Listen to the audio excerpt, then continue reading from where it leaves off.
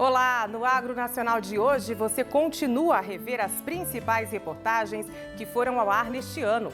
Vamos entender como funciona o processo de estocagem de produtos agrícolas em São Paulo e saber como os drones são usados no campo e na floresta. Nossa equipe também foi conhecer no Rio de Janeiro o campus educacional da Sociedade Nacional de Agricultura. E para ficar com água na boca, vamos conferir uma receita tradicional de sopa de cebola. É o Mundo do Campo na tela da TV Brasil. O Agro Nacional começa agora.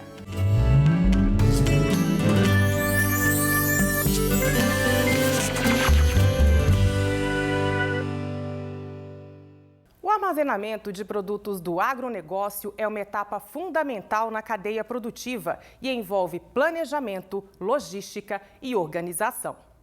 Nossa equipe foi à CEAGESP conhecer uma antiga e importante unidade de estocagem da cidade de São Paulo, o Silo Jaguaré.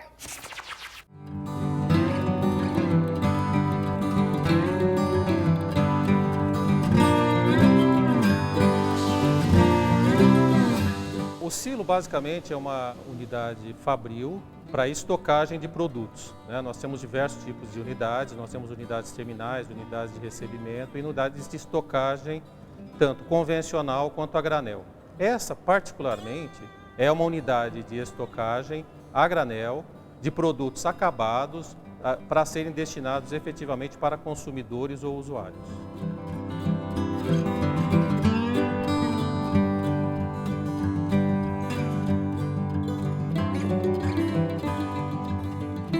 Durante vários anos, nós operamos normalmente com recepção e expedição de produtos normalmente, milho, soja, trigo e tudo mais. A partir de determinado momento, quando o urbanismo se desenvolveu na região e ela começou a ser muito utilizada, nós tivemos que deixar de secar e processar produtos. Nesse momento, foi encontrado um nicho de mercado, já que esta região do Jaguaré era muito utilizada por cervejeiras. Então, estocava-se normalmente cevada, para uso como matéria-prima para cervejas. Em meados de 2002, com a mudança do perfil da região, as cervejeiras deixando de operar nessa região, foram substituídas por moinhos de trigo.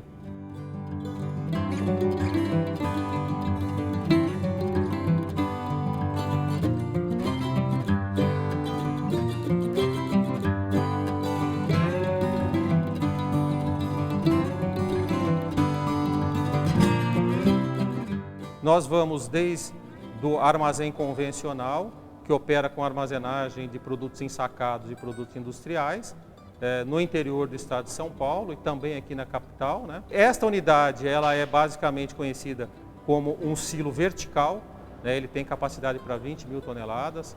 A parte de recepção de grão ela é um pouco mais trabalhosa por questão de necessidade de elevadores e tudo mais.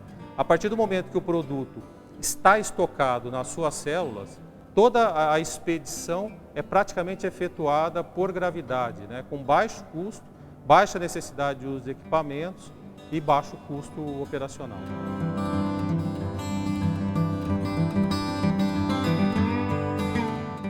Objetivamente, nós trabalhamos com a disponibilidade do espaço, o contato do cliente, nos informando a programação de envio de produto. Conhecendo isso, é feita uma programação de para onde vai ser enviado esse produto, quando aqui chegar. Esse produto pode ficar estocado aqui pelo tempo que for necessário. Nós fazemos os tratamentos fitossanitários necessários para manter a qualidade desse produto. E quando o cliente precisar do produto, nós vamos entregá-lo na mesma moega, através de áreas de expedição. Esse produto é colocado em caminhões que fazem o que se chama aqui de bate e volta. Eles normalmente fazem uma operação, principalmente aqui que os moinhos estão muito perto. Eles carregam, vão ao moinho, descarregam, voltam para cá. Então nós temos uma programação intensa nessas fases.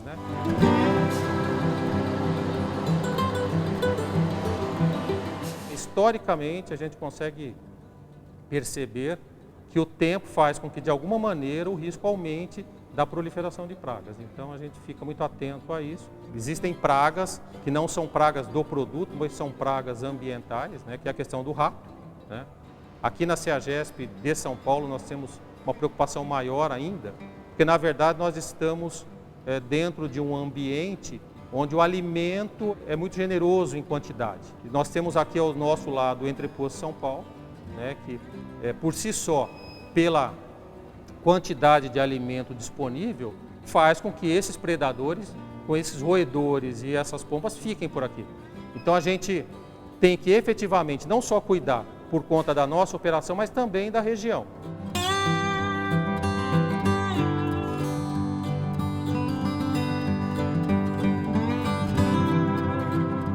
Nossa empresa tem um setor especializado na área de segurança e medicina do trabalho.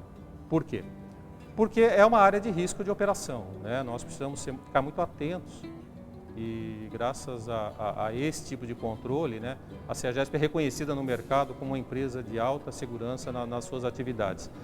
Principalmente porque são áreas que você mexe com produto, né, e alguns riscos são inerentes a isso. Um deles, risco de explosão, né? A maioria das pessoas talvez não saibam, mas o pó emanado por produtos agrícolas, milho, trigo, soja, um pó desse em suspensão em contato com uma faísca, ele pode causar uma explosão. Outro risco da operação, do setor, é a questão de pessoas entrarem dentro das áreas de atividade. Em áreas confinadas, nós temos a presença de gases, né? Nós temos, além do risco de próprio movimento do produto, né? Não é incomum no setor, em algumas empresas, inclusive pessoas morrerem por terem sido soterradas por grãos que se movimentaram, né? Então, efetivamente, o cuidado que nós temos é muito grande.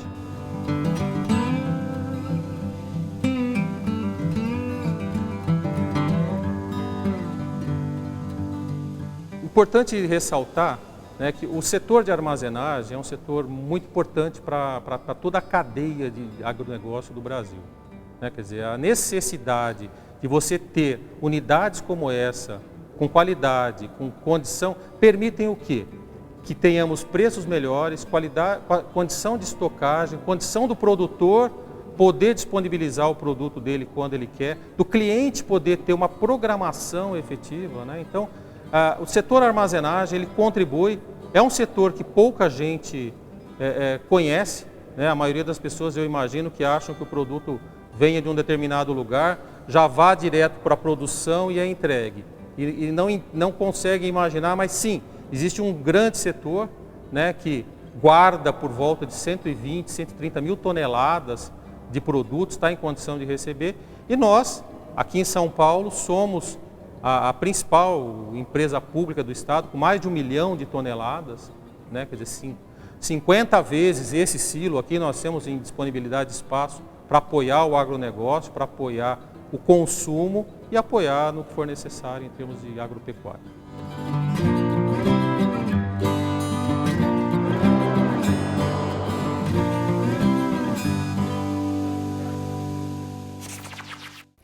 O uso de drones no campo capta imagens com detalhes importantes para a produção rural. É possível, por exemplo, calcular a área de cultivo, avaliar a pastagem e identificar problemas. Vamos entender como pesquisadores da Embrapa realizam estudos em lavouras de trigo e conhecer experiências de mapeamento florestais.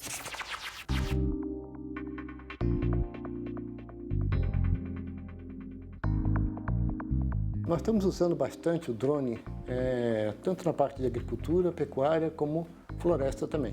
O drone hoje, ele é uma ferramenta barata para fazer mapeamentos com alta resolução, e desses mapeamentos, como a gente usa alguns artifícios que proporcionam a construção de modelos tridimensionais, então nós podemos também fazer outras análises, né? Como análise de biomassa, como análise de volume, com análise de produção. Vai depender muito, por exemplo, do equipamento que vai a bordo do drone.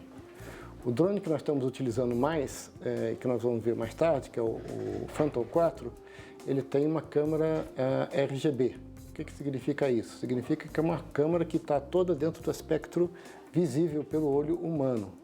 Então, as análises que nós fazemos são as análises que são possíveis fazer dentro desse espectro. Na área florestal, mais especificamente dentro dessa manejo de florestas nativas, a gente tem usado o drone para fazer o monitoramento dessas florestas. Nós podemos fazer voos antes e depois das áreas manejadas, e assim a gente verificar com bastante detalhe qual foi o nível de alteração que as operações florestais produziram dentro dessas áreas. E também podemos fazer o monitoramento que nós chamamos de pátios de estocagem de toras. Isso é muito comum em vistorias, onde as equipes têm que ir para campo e cubar, né, todas essas toras que são estocadas. Em pátios maiores, isso é uma operação que pode levar dias, né? Com o drone, a gente faz essa mesma cubagem com uma precisão, eu acredito, até maior, em poucas horas. Outro uso que é bastante comum é a gente identificar áreas de manejo não autorizadas. Então, nós estamos passando numa área, a gente vê os fiscais, nesse caso, tanto do IBAMA como do Serviço Florestal Brasileiro, né, que estão mais à frente dessas operações, passando por uma área e suspeito que ali tem uma operação clandestina de corte de madeira. E aí eles podem voar essa área, né, sem ter que botar em risco os seus técnicos, porque eles podem mandar o drone a relativamente boas distâncias, mas verificar, né, se ali existe ou não esse tipo de atividade.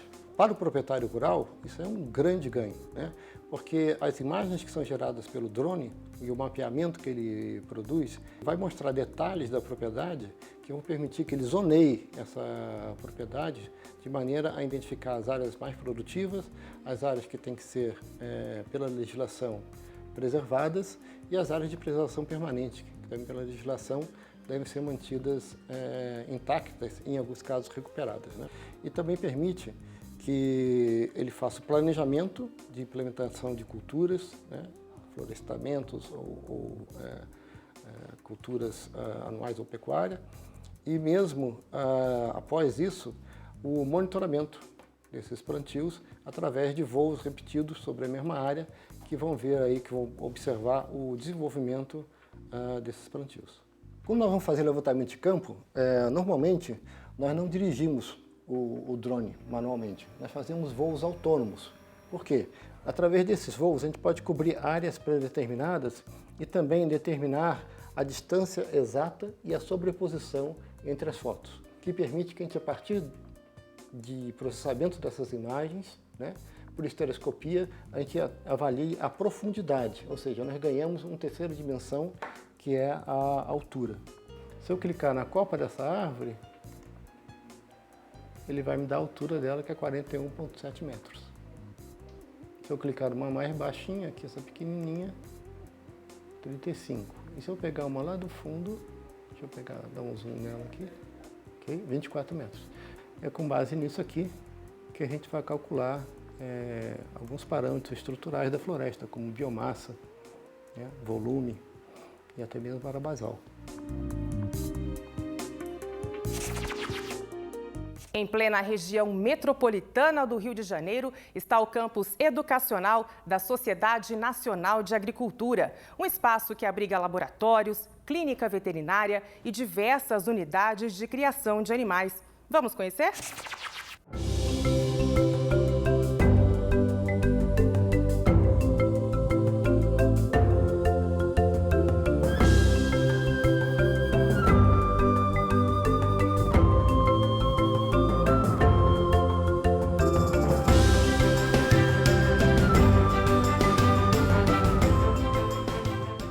A SNA tem uma história muito interessante que tem que ver com a história do Brasil, de quando o Brasil passa da época do Império, da monarquia, para a República. Então, o campus está nas mãos da SNA, foi entregue pelo governo federal para a SNA a finais de 1800, para que seja uma área educacional em tudo que é ligado à agricultura, na parte agrícola. E isso continua até hoje, 120 anos depois. Então, no campo sempre foram cursos, dias de campo, de treinamento na área agrícola para produtores rurais, agricultores. Este campus já foi visitado por ministros de Estado. Tem uma foto muito interessante, aproximadamente em 1903, 1904, de uns senhores todos elegantes, diretores da SNA e também parte de ministros do governo, que apresentam no campus lâmpadas de álcool Então, mostrando que algo que vem da cana-de-açúcar, novamente, a agricultura, a cadeia da agricultura para fazer energia, para fazer luz. Estou falando de 1903, 1904, olha a história do Brasil. Então, o campus tem muito a ver com isso. Então, o campus é parte da história do Brasil. Então, foi entregue para a SNA nos anos 30 ou 40, foi um dormitório, foi uma escola agrícola, com dormitório para os alunos. Nos prédios que nos rodeiam, são uns prédios muito bonitos e antigos, os alunos moravam, tinham aulas e dormiam. Esta escola agrícola durou até aproximadamente finais dos anos 40, começo dos anos 50, e acabou a escola agrícola, mas continua a tradição até hoje de uma área educacional, já sejam para cursos na área vegetal ou na área animal, sempre ligados à agricultura, na parte agrícola, pecuária. Atualmente, 2019, a gente tem uma parceria com a Universidade de Castelo Branco e a gente tem um curso de medicina veterinária, um curso de graduação. Então, aqui, diariamente, hoje neste momento estão de férias, caminham aproximadamente 600 alunos que vão ser os futuros veterinários, que é muito interessante. O campus também foi utilizado para a SNA no curso de graduação de zootecnia, que foi um curso nosso. E aos fins de semana temos os tradicionais conhecidos cursos práticos que são ministrados pela Escola Venceslau Belo, que é da SNA. São todo tipo de cursos que vão de 16 a 24 horas aula aos sábados, para todo tipo de alunos, sejam alunos, pessoas que se interessam, produtores rurais, agricultores que querem reciclar, cursos na área animal e cursos na área vegetal. Um espaço muito importante, um espaço de 144 mil metros quadrados, que é muito importante para a Zona Norte. Algumas pessoas chamam isso como o pulmão da Penha, acho que é um pouquinho exagerado, mas é importante saber o seguinte, é uma área privada de proteção ambiental, a única área privada de proteção ambiental na cidade do Rio de Janeiro. O que nos rodeia é finais um pouco da Mata Atlântica, árvores nativas. Cada tantos anos, em algumas partes, a gente tem multirões que se traz certas pessoas importantes da cidade ou políticas para que conheçam o campus e sembrar árvores, que também é muito importante para ter um conhecimento de que a natureza é importante. O que se passa atrás dos muros? Já não falo do verde, mas atrás dos prédios. Temos a biblioteca Venceslau Belo. Venceslau Belo foi um senhor que foi presidente da SNA nos anos 30 ou 40, onde tem aproximadamente 44 mil volumes. Tem um acervo da FAO, tem livros muito antigos, tem a revista Lavoura. A primeira revista Lavoura da SNA foi publicada em 1897. Então, os exemplares da Lavoura, que foi a história escrita da agricultura brasileira, estão na biblioteca. Exemplares da revista que é pesquisada por historiadores, acadêmicos, para os alunos. Tem muitos livros de história que estão lá dentro que têm que ver com a história da agricultura, da agronomia brasileira. Então, a agricultura brasileira, a história está nessa biblioteca. Nós temos uma criação de animais tradicional para os cursos práticos e essa criação tem se ampliado com os alunos de veterinária. Lembremos que os veterinários não só tratam de animais domésticos como gatos e cachorros, estamos falando de veterinários que são obrigados a estudar e tratar de grandes criações. Então a gente tem bovinos, a gente tem suínos, grandes animais, digamos que uma criação de grandes animais, a gente tem cavalos, a gente tem ovelhas, a gente tem coelhos, a gente tem aves, porque os alunos têm que aprender isso, não é só pequenos animais, então temos diversas criações de animais. E também é importante sublinhar que no campus temos uma clínica para pequenos animais e uma clínica para grandes animais, onde os alunos de veterinária têm aulas práticas para entender como tratar seus animais. Então, cada animal e cada criação destes animais, que são poucos, tem seu próprio tratamento, sua própria maneira de ser administrados, digamos, seus próprios requisitos, cada animal diferente. O tratamento dos bovinos vai ser diferente, e mesmo o que se alimenta com os suínos, etc. Cada qual tem seus especialistas, professores, e a gente também tem pessoas aqui, zootecnistas, que tratam e são especializados nos animais.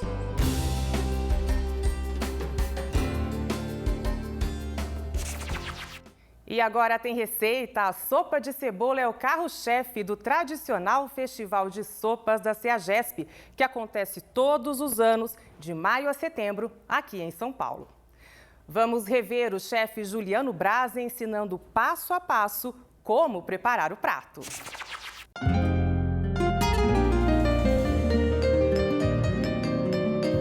Olá, meu nome é chefe Juliano Braz, responsável pelos festivais gastronômicos CEAGESP. O ideal da cebola é cortar e preparar. A cebola ela tem que ser uma cebola de boa qualidade. Aqui nós usamos a cebola A, né, que é uma cebola grande, uma cebola bonita. E uma dica interessante para a cebola é uma faca afiada, por incrível que pareça. E o ingrediente, como nós representamos o Interprosto, o ideal é estar o mais fresco possível. Né? Você quer uma sopa de qualidade, uma comida de qualidade, um produto de qualidade, o ideal é você comprar e preparar, não armazenar por muito tempo essa cebola. Agora vamos começar o primeiro passo da sopa de cebola do CEAGESP. Primeiramente nós vamos preparar o caldo de carne, que é a base da sopa de cebola. Aqui nós temos músculo. Então aqui vamos dourar primeiramente a carne em um pouco de azeite. Em casa, o ideal é dourar essa carne na panela de pressão, né? Se doura essa carne, acrescenta a seleção de vegetais e se deixa cozer em pressão por aproximadamente 1 hora. Aqui no festival, nós usamos uma báscula de 250 litros, que esse caldo é preparado em cocção lenta por 16 horas. Na panela de pressão, por 1 hora, vai chegar no resultado próximo ao nosso. Dourou um pouco a carne, adicionou os ingredientes, cenoura, a cebola, alho inteiro, louro, alho poró, salsão, pimenta, que a gente vai dar uma mini salteada, uma puxada para ele liberar todos os aromas, né? Para cozer e extrair aqui todo o sabor desses alimentos. Em seguida, água, sal e agora vamos deixar cozer. Nessa panela eu já tenho o caldo aqui, cozeu por 1 hora, 1h30, se coa, vai dar nesse resultado. Bom, agora a gente vai para a segunda etapa da sopa mais tradicional do inverno paulista, que nós temos margarina. Aproximadamente 3 colheres de margarina, 3 colheres de farinha de trigo para 500 gramas de cebola. Derretemos a margarina. Em seguida a gente vai colocar a cebola em finas lâminas. É muito importante aqui, ela está laminada fina. Só pela cor e pela crocância da cebola, já se sabe que é uma cebola fresca. Vamos esperar um pouquinho, vai uns 10 minutinhos mesmo.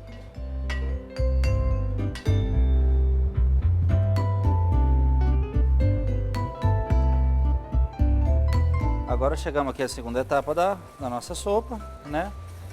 Aqui se vê que a cebola ela está bem transparente. Aqui ela já está no ponto certo agora de adicionar o restante dos ingredientes. Agora devagar a gente vai adicionar a farinha de trigo. Importante ir mexendo aos poucos para que ela não empelote. Agora aos poucos nós vamos adicionar o caldo de carne.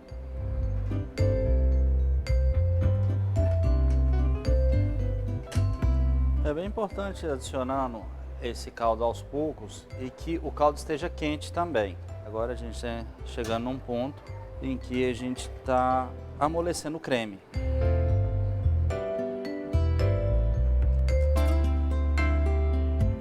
Chega no final da receita, vamos retificar o sal, né? Um pouquinho mais de sal e ela está pronta. Aqui é um creme, né, com a cebola. Para gratinar a nossa sopa, nós adicionamos ela uma cumbuca de barro,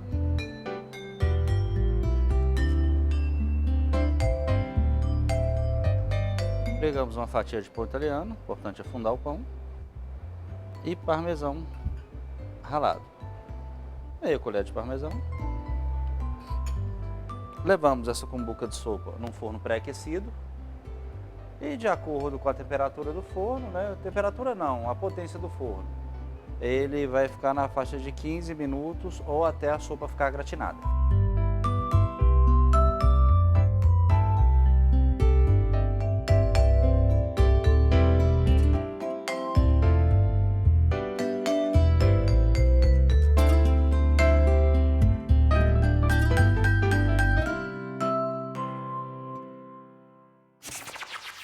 E o programa fica por aqui. Na próxima semana, a gente volta com mais projetos e ações de pesquisadores, agricultores e pecuaristas de todo o país. Agronacional, informações úteis para o produtor rural. É o Mundo do Campo, na tela da TV Brasil.